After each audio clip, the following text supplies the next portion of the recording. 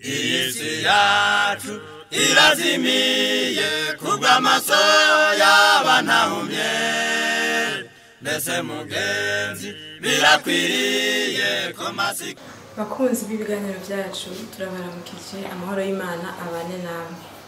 aho mugiye gukurikira kwigana uyu munsi ni Mugisha Vanessa nkaba nashimye ko tuvugana ku byerekeye urukundo Imana idukunda mu nsanganyamatsiko turabire hamwe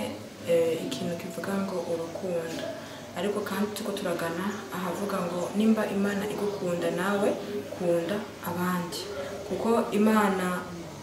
nimba Imana iduhimiriza kugira urukundo nuko ariyo yabanje kudukunda ubwa mbere na mbere nkuko tubisoma muri Yohana wa mbere igice ca 4:19 havuga ngo twebwe tugira urukundo kuko yabanje kudukunda no kuvuga Imana yo ubwayo yabanje kwanza kudukunda nkuko mubizi mwese Imana niki Imana ni urukundo dusanye muri Yohana wa mbere igice ca 4:10 haravuga ngo iki nico kirimwo urukundo suko twebwe twakunze Imana ariko nuko ariyo yadukunze igatuma umwana wayo kuba impongano y'ivyaha byacu cyukuri Imana yaradukunze raba namwe Imana yarifise umwana umwe ari we Yesu Kristo ariko yaremeye iramutanga aza hano ku isi avuka nk'umuntu abaho nabi ashinyagurirwa abaho ata amatungo afise abaho nk'umukene ariko yaremeye ibicisha kugira ngo mwene umuntu acungurwe kandi saho yatangiye twerekera urukundo rwayo nimusubire inyuma gatoya turabe mu itanguriro gice ca mbere ku murongo wa 26 dusomye na 27 turaraba neza turabona neza uburyo Imana yaremye umuntu Imana yararemye ibintu bitandukanye yaremye ifungurwa yaremye ibikoko yaremye amazi yaremye ibintu vyose bishobora kubeshaho mwene umuntu irabanza kwanza kubirema vyose mu kubirema yaravuga ngo nihabeho umuco kabaho yavuga ati nihabeho amazi akabaho ikavuga ati nihabe ico kintu kikabaho igeze kurema umuntu Imana yaravuze yabanje kwanza kwegeranya inama iravuga ati reka tureme umuntu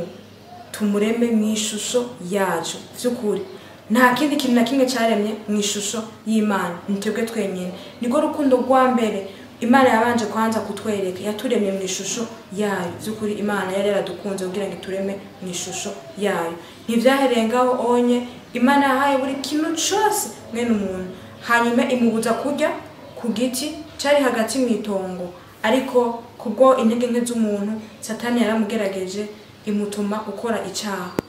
kandi Imana yari yaramubwiye ati ukazojya kiriya camwa uzopfa ariko ni nyuma yuko umuntu kigiye camwe yagiye arakijya Imana ntiyigeze imukurako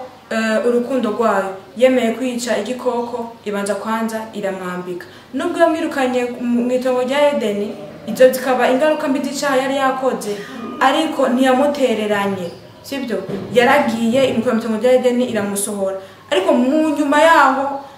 nyuma yaho niho yemeye itanga umwana wayo w'ikinege kugira ngo wa muntu nyene w'umunyavyaha asubire agirene acungurwe asubire agirene abo umwana wayo Imana yemeye gusakrifisha umwana wayo atacaha na kimwe yarafise kubw'urukundo idukunda vy'ukuri bene data Imana iradukunda ivyo kandi ntituze turabinegrija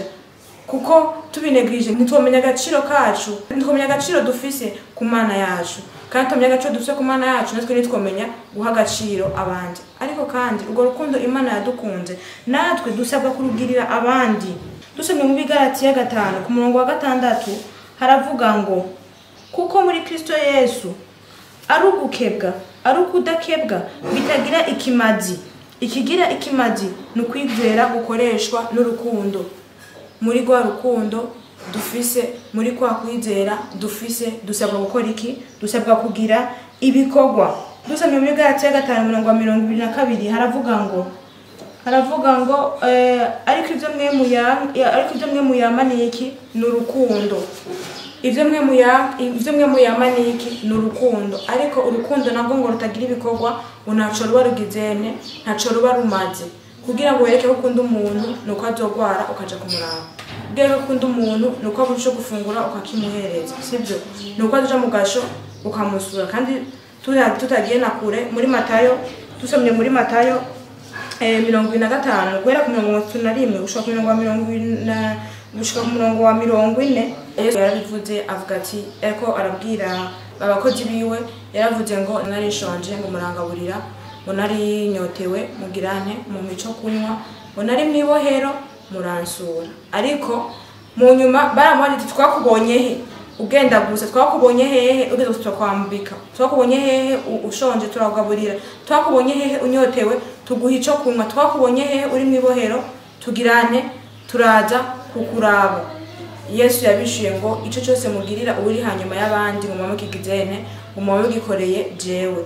turafatiye kuri ayo majambo Yesu yavuze turabona neza yuko urukundo rugaragarira mu biki mu bikorwa vyiza kandi abantu nk'abo onye bafasha abandi abantu nk'abo onye bita ku bandi abo nibo bazoba mu kuryo gihe Yesu Kristo azoba aje gutora abana biwe none nawe mwene data uharanire kuzoba mu kuryo igihe Imana izoba ije gutora ishengero ryayo kuko kuba mu kumoso ariko kubavu byukuri bizoba ari ibintu bibabaje kandi biteye agahinda ikindi naco hari abantu bakora ibikorwa vyiza ariko batabitewe n'urukundo ahubwo ari gushaka kwiyerekana ahubwo ari gushaka yuko abantu bababona abantu babamenya abantu bamenye ko bifise bagizene atari urukundo bigizene bifise ivyo navyo bitandukanye navyo bigo byose ko turavuga biterwa niki n'urukundo hari ibigo biterwa n'urukundo n'ibigo byose umuntu akora biterwa niki biterwa n'ubwibone ivyo bintu bibiri biratandukanye nubwo byose byambaye ishusho y'urukundo ariko byose nibisa nibisangiye byo turabitandukanye ngo yongera muri ikintu nganda ikore ntarindiriye yuko nzokwishurwa urukundo tuvuga ngani kwa rundi ukorera rwarundi ugira umuntu ubufasha tuvuga ngani bwabufasha ufasha umuntu ariko utikeze yuko aguhayagiza aho bashima Imana yo mwijuru utiteze yuko ubwo bufasha umufashije arubwo azogusubiza ati uyu munsi agize kenekanaka nimba nkopesheje amafaranga reka ndayamuhe kuko nzi yuko afite ivyo biriko biraza niyo vyashika ejo naje ngagira ikibazo azoyansubiza oya tugire urukundo rutiteze retour inyuma sivyo kuko dusomye muri Yakobo 2:14 n'uwa 16 handitse ngo vyomara ikigabene data namba umuntu avuga yuko afise ukwizera atabikorwa afise vyo kumarira iki nimba wumva yuko ukunda Imana kandi uyizeye ugiye kuzoja mu ijuru ariko neza atabikorwa ufise vyo kumarira iki nimba uzi yuko witeze kuza kwa Yesu Kristo ariko atabikorwa ugizene atabikorwa ufise muri umuntu wese ahari yisuzume arabe neza ati nimba ndi umukristo nimba ndi umuntu mvuga ati naramenye Imana ivyo yambwiye gukora ndabikora abagwayi ndabasura abashonje ndabagaburira ndafasha ivyo vyonyene nivyo vyiza nivyo bigaragaza urukundo umuntu afitiye ubundi kandi bwirizwa rikuru gusumbana mabwirizwa yose ngo nukunde mugenzi wawe nkugizene nkuko wikunda wenyene kandi ikiruta n'ikindi aha muri cyo tubayemo haba hari abakene tuba dukwiye gufasha haba hari abado dukwiye gufasha kandi ibyo tubafashije nubwo tuba twiteze ko tuzobisubizwa ariko ijambo ry'Imana ratubwira neza yuko atafashije umworo agirane atafashije umworo akena kaduhereje ku isomo iri muri Yakobo 4:17 rivuga ngo uzi gukora neza ntabikore bimubera icaha twese duharanire gukundana kugiranira urukundo ngo Yesu Kristo yadukunze mu izina rya Yesu Kristo amen. Isi yacu irazimiye kubw'amaso y'abantahumye mbese mugenzi birakwiriye ko